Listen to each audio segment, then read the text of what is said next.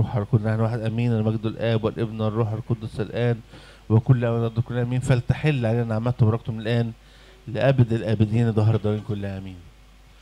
كل سنه وانتم طيبين. ده الحد الاول مش بس من شهر بقونا لكن من صيام الرسل كمان. كل سنه وانتم طيبين. النهارده الانجيل زي ما انتم سمعتوا بيحدثنا عن الصلاه، وكلمه صلاه جايه من كلمه صله. كلمه صلاه جايه من كلمه صله، وصله يعني علاقه. فالصلاه هي علاقه بيننا وبين ربنا. الصلاه مش فرض، الصلاه مش واجب، لكن الصلاه هي حب. انا بقول بحب ربنا. طب فين صلتك بيه؟ يعني ايه صلتك باللي انت بتحبه؟ انسان بيقول ان هو بيحب ربنا لكن ملوش صلة باللي بيحبه، يبقى الحب ده مش حقيقي. الحب ده مش حقيقي. علامة اساسية من علامة الحب ان يكون في صلة. الصلة دي ايا كان نوعها بقى، حديث، قعدة خاصة، كلام، في صلة، في علاقة. ما انا صعب اكون بحب شخص وما بتكلمش معاه وما بشوفوش وما بتقابلش معاه. اقدر اقول ازاي ان الشخص ده انا بحبه؟ عشان كده سموها صلاة. مش صلاة بمعنى ان انا بتلو كلمات، لكن هي صلاة اتت من اصل لغوي اسمه صلة، وصلة يعني علاقة. فده علامة من علامات حب ربنا ان يكون في صلة. ولما جم التلاميذ يطلبوا من السيد المسيح ازاي يصلوا، علمهم الصلاة الربانية. ولا يكفينا الكلام عن هذه الصلاة بكل جملها، لأن فيها حوالي 9 طلبات، كل طلبة فيهم تقريبا فيها إلزام عليك. مش بس بتطلب، أنت بتلتزم قدام ربنا. أبانا الذي في السماوات يقول لك وراها ليتقدس اسمك. طلبة وراها شرط. أبانا الذي في السماوات يعني عشان خاطر ترفع عينك وتقول له يا أبويا اللي في السماء، يقول لك أهم حاجة بتقدس اسمي، يبقى أنا أبوك اللي في السماء. لو أنت قدست اسمي يبقى أنا أبوك اللي في السماء. صلة، علاقة. أنت بتطلب مني حاجة أنا هديها لك. وبيقول في آخر الإنجيل إن كان أنتوا تعرفوا تدوا أولادكم عطايا حسنة، ما بال أبوكم اللي في السماء. وغريبة جدا بس هقولها في آخر العظة، إن لما جاي يتكلم على العطايا اللي هيديها قال عطية غريبة جدا ممكن ما بتجيش في دماغنا واحنا بنصلي. كل اللي بيجي في دماغنا واحنا بنصلي نجاح، فلوس، مشكلة، هم، مرض، كلها أرضيات. لكن الغريبة لما جاي يدينا طلباتنا ادانا حاجة تانية هقولها في آخر العظة. لما قلت له يتقدس يا أبانا الذي في السماوات، قال لي أهم حاجة يتقدس اسمه. قلت له ليأتي ملكوتك، أنا عايز أطلع السماء. قال لك أنت عارف طلعت السماء دي شكلها عامل إزاي؟ قلت له إزاي يا رب؟ قال لي كما في السماء كذلك على الأرض. يعني لو عايش يا ابني السماء على الأرض تعالى في السماء. لو السماء انت عايش على الارض تعال اهلا بيك في السماء. ده طلعت كل طلبه قصادها شرط. بتقول له ابانا الذي في السماوات، يقول لك ليتقدس اسمك. اهم حاجه بتقدس اسمي يبقى انا ابوك اللي في السماء. لياتي ملكوتك كما في السماء كذلك على الارض. هو انت بتعمل كده؟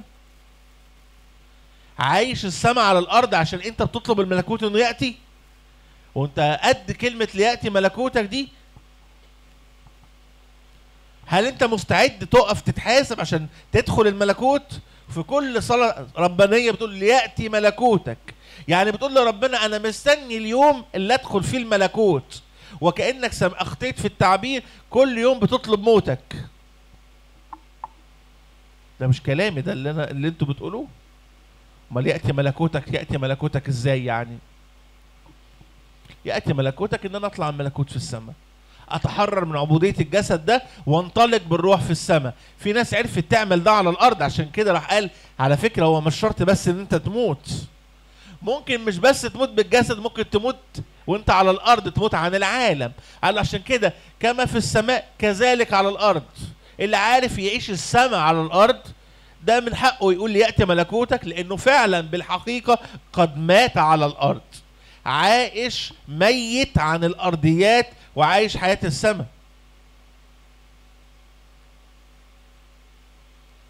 يقول له خبزنا الذي للغد اعطينا اليوم. اللي هي بتقولوها خبزنا كفافنا، لكن الترجمة الصح خبزنا الذي للغد. بتقول يا رب اديني خبز بكرة.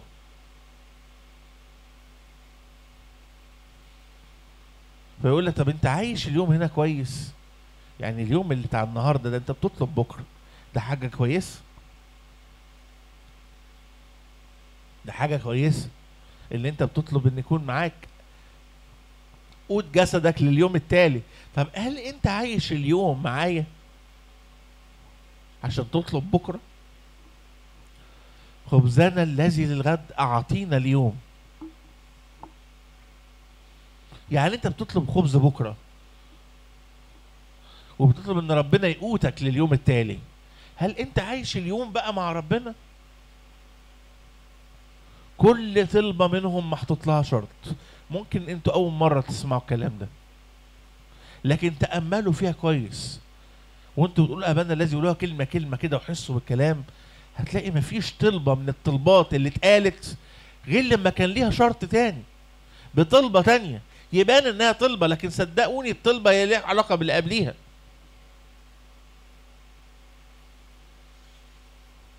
خبز بكرة، طب انت عايش النهاردة معايا؟ طب بتطلب لبكرة، طب والنهاردة؟ المفروض نقول له يا رب انا عايش معاك النهاردة، خبزنا الذي للغد. انا مديك قلبي النهاردة، خبزنا الذي للغد. ربنا عارف طبعا اللي انت محتاج القوت والكسوة، وربنا عارف ان انت محتاج اكل وشرب ولبس، اكيد ربنا عارف ده، وعارف ان انت من حقك تطلب للغد. ده في ناس بتطلب للسنين اللي جايه، لكن هو بيقول لك اهم حاجه طب والنهارده؟ مديني قلبك النهارده عشان تسأل عن بكره؟ بعد كده تقول له واغفر لنا ذنوبنا، وحط لك الشرط كما نغفر نحن ايضا للذين اذنبوا الينا. ازاي بتطلب لربنا الغفران وانت لم تغفر الى اخوك؟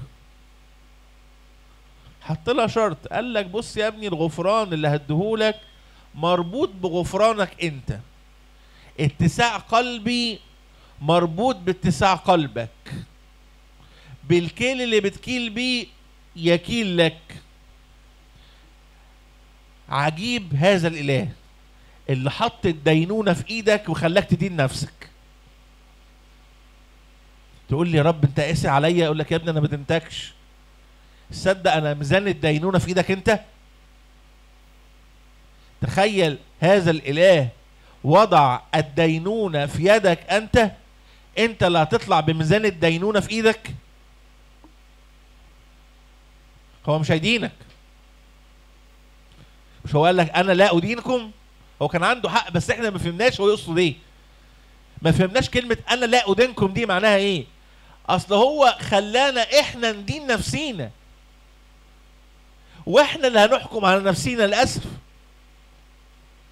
لما قال انا لا ادينكم، وان قال لسدوم وعموره مش عارف يعملوا ايه، وان ملكة التيمن تعمل ايه، وهم دول اللي هيدينوكم في يوم الدينونة، وقال لسور وصيدا ومش عارف الكلام اللي قاله المسيح، مش عايز اعيد الكلام، لكن في الاخر وضع الدينونة في ايدك انت. طب ازاي يا رب؟ قال لك بص، بالمكيال اللي كنت بتكيل بيه للناس هكيل لك. المكيال معاك انت. لو كنت سخي وايدك فرطة وبتكيل للناس حب وكتير، فالمكيال بتاعك واسع، هو هيكيل لك بالواسع، ما المكيال بتاعك. لو كان قلبك واسع وبتسامح كل الناس، هو كمان هيتعامل معاك بقلب واسع ويسامحك. اصبح المكيال والميزان مش في ايده، في ايدك. ده كل واحد فينا جايب ميزانه ومكياله. كل واحد فينا يقف قدام ربنا كده، ربنا يقول له تعالى يا ابني عشان ادينك، هات الميزان والمكيال بتوعك عشان اوزنك عليه. يقول له رب ده انا كنت يعني قلبي ضيق وما كنتش قادر اسامح حد. يقول له يا ابني وانا مضطر ان انا اعمل معاك نفس الكلام. انت عملت وعملت وعملت وعملت وعملت وعملت وعملت. هل انت كده شايف نفسك تنفع تخش السماء؟ طب ما انت بمكيالك كنت شايف ان الناس ما ينفعوش يخشوا السماء. فانت بنفس المكيال بتاعك انت ما تنفعش تخش السماء. عشان كده بقول له يا رب كرحمتك وليس كخطايانا. يقول له بلاش تاخد المكيال بتاعنا ده. بس هو حذرنا ان الموضوع في ايدك، المكيال معاك، طريقة الحساب انت اللي هتحددها، شكل الدينونة انت اللي راسمها، سابها لك. فما تقدرش تدينه، ما تقدرش تقول له انت قسيت عليا. يقول لك انا ما قسيتش عليك، انت جاي لي والميزان معاك، ده انا بوزن على ميزانك. زي ما كده حضرتك بتروح تشتري خضار ومش واثقه في ميزان الخضار بتاع الخضار، فجايبه ميزانك في البيت. ينفع بعد ما انت جبتي ميزانك ووزنتي عند بتاع الخضار ترجعي تقولي تاني تقولي لا ده الطماطم كانت ناقصه ربع كيلو؟ هقول لك ازاي؟ ده الميزان كان بتاعك وانت اللي وزنه بايدك، شوفيها وقعت فين. ده الميزان كان بتاعك وانت اللي وزنه، ازاي ناقص؟ ما تقدرش تفتح بقك. واغفر لنا ذنوبنا كما نغفر نحن ايضا المذنبين الينا، ولا تدخلنا في تجربه لكن نجينا من الشرير. ايه علاقتهم ببعض دول؟ عايز اقول لك ان التجربه اللي انت هتدخل فيها، اللي انت بتطلب ربنا ينقذك منها، ليها علاقه بالشرير. الشرير اللي هو الشيطان، اللي ممكن يكون سلمت ودنك فوقعك في تجربه، سلمت قلبك فوقعك في شهوه، سلمت فكرك فوقعك في خطيه. لا تدخلنا في تجربه لكن نجينا من الشرير. عايز اقول لك خلي بالك، الله لا يجرب احد بالشرور. ربنا ما بيجربش حد بالشر. الانسان هو اللي جالب الشر ده على نفسه. الانسان هو اللي جلب الشر على نفسه بعلاقته بابليس، انه مسلم له افكاره، مسلم له قلبه، مسلم له عينه، مسلم له ودانه، فيجلب التجارب على نفسه. فوانت بتقول لا تدخلنا في تجربه، اوعى تنسى الجمله اللي وراها لكن نجينا من الشرير. يبانوا ان هما طلبتين منفصلتين، لكن صدقوني هي رد على الطلبه اللي قبليها، رد على الطلبه اللي قبليها. بتطلب من ربنا ما يدخلكش في تجربه، وهو كمان بيطلب منك ما تسلمش قلبك للشرير، ما تمشيش بفكرك ورا الشرير عشان ما تقعش في تجربه. وساعتها ترجع تصرخ الحقني يا رب. زي ما كان سفر القضاء محوره كله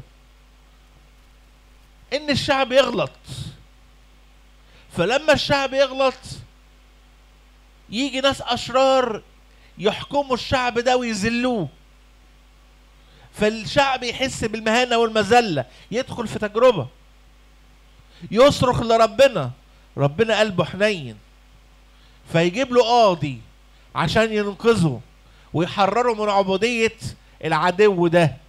لكن هل الشعب بيتعظ؟ يقول سفر القضاء ان الشعب يمشي مع ربنا سنة واتنين و10 و20 ثم يرجعوا ويفعلوا الشر في عين الرب.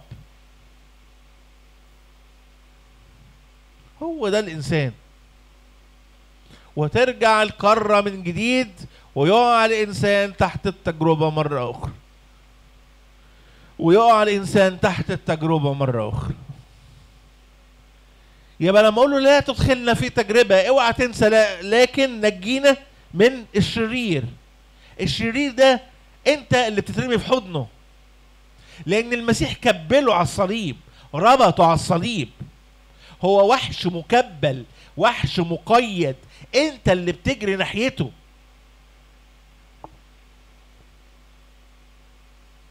هو ما بيجيش يخبط على بابك، ما بيجيش يهجم عليك، انت اللي بتترمي في حضنه، انت اللي بتدور عليه. عشان كده اقول له خلي بالك، هو الشرير ده مش هو اللي جاي ينخور في مخك، انت اللي مسلم فكرك.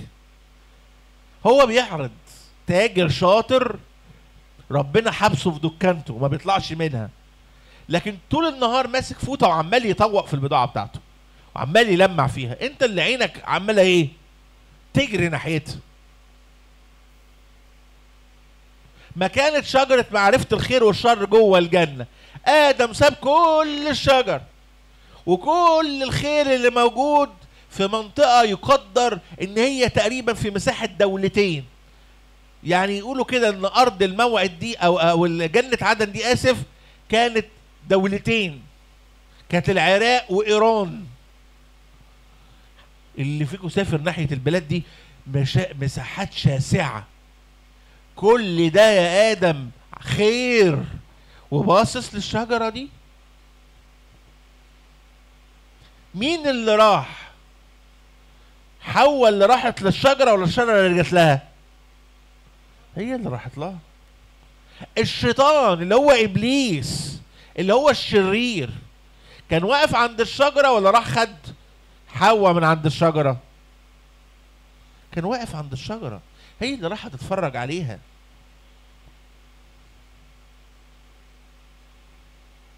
هي اللي راحت تتفرج عليها، فالتاني استغل الفرصة وخلاها لها شهية للنظر، لمع البضاعة،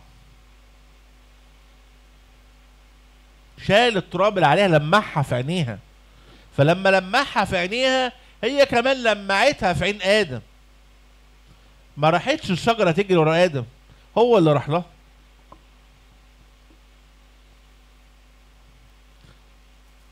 كل ده انتوا بتقولوه في الصلاة الربانية بس. عشان كده ربنا لخص كل حاجة تتقال في الكلمات القليلة دي. وده يؤكد تاني ان الصلوات المحفوظة مش زي ما بيقول بعض الطوائف ان ده ترديد باطل لكلام، لا ترددوا الكلام باطلا، لا خالص، فين باطلا؟ ما زلنا سنين وسنين بنتأمل في الصلاة الربانية ولغاية دلوقتي ربنا لم يكشف عن عينينا. وكل ما هتقرأ كلمة ربنا كل ما ربنا يكشف عن عينك أكتر.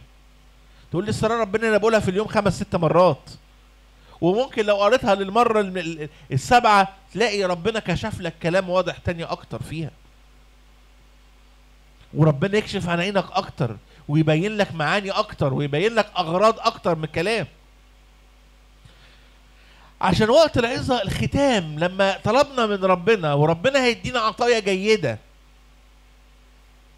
وقال لنا ده انا اديكوا احسن ما انت ممكن تدي لابنك، ده لو ابنك طلب منك خبز مش هتديله حية، ولو طلب منك بيضة مش عارف لا ترده.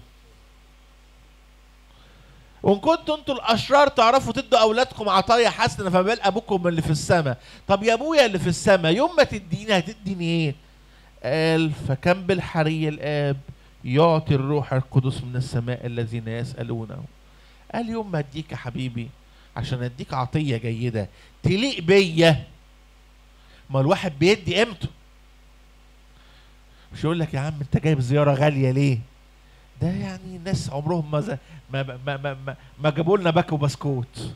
يوم ما تزورهم تروح تاخد لهم كل الزياره دي يقول لك لا، كل واحد بياخد ايه؟ قيمته.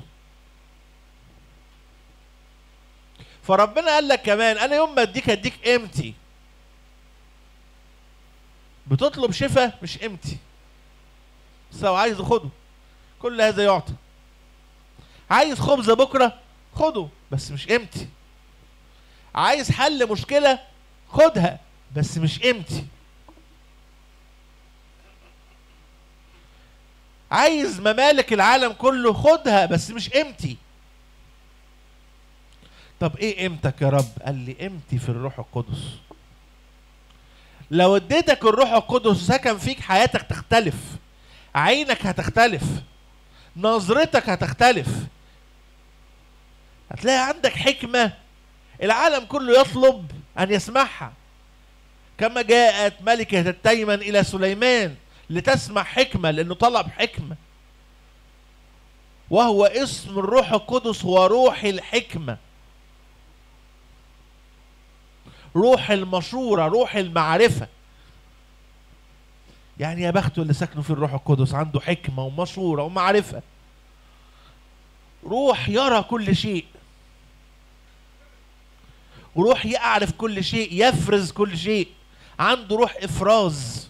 يعني ايه افراز؟ يعني يعرف الخير من الشر، الابيض من الاسود، يعرف يفرق الرمادي من الابيض، يعرف يميز طرق ربنا من طرق ابليس. عنده روح افراز. كل ده يبان فين؟ لو ربنا اداك الروح القدس. ادي هي عطية ربنا. عشان كده قال اطلبوا اولا ملكوت الله وبره. والنهارده بيكرر عليك نفس الكلام، بيقول يا حبيبي صدقني لما تطلب انا هديك اهم حاجة في الدنيا واغلى حاجة عندي، روحي.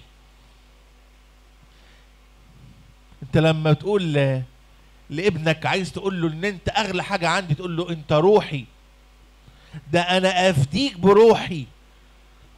مفيش اغلى من كده، مفيش اغلى من كده.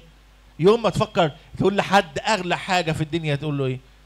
هديك روحي.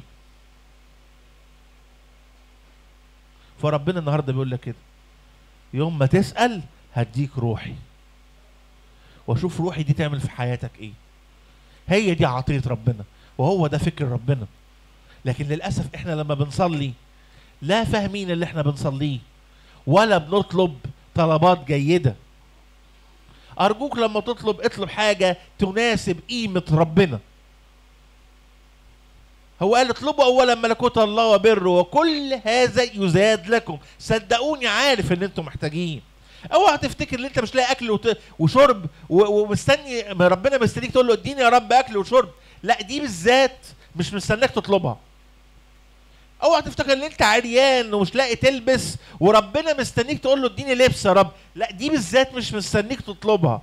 الحاجة الوحيدة اللي قال لك اطلبها هي ملكوت ربنا. هي دي الوحيدة اللي مش عايز يديها لك غير لما يكون عندك رغبة قلبية ان انت تكون عايزها. عشان كده قال اي حاجة في الارض هديها لكم من غير ما تطلبوها. طب انت عايزنا نطلب ايه يا رب؟ اطلبوا ملكوت الله وبره. طب يوم ما تدينا عطايا جيدة تدينا يا رب اديكم روح القدوس. هو ده فكر ربنا عن الصلاة. لو كانش ده قداس وكان يعني اجتماع ما كانش يسعنا الكلام، ما كانش يسعنا الكلام. لكن ربنا عايز يقولهولك النهارده صلي كل كلمة بقلب. الصلاة الربانية صلاة غنية جدا جدا جدا. أرجوك وانت بتقولها قولها بقلب، قولها بإحساس. حس ان كل طلبة من كل طلبات الصلاة الربانية هي صلوة مشروطة، صلوة مشروطة.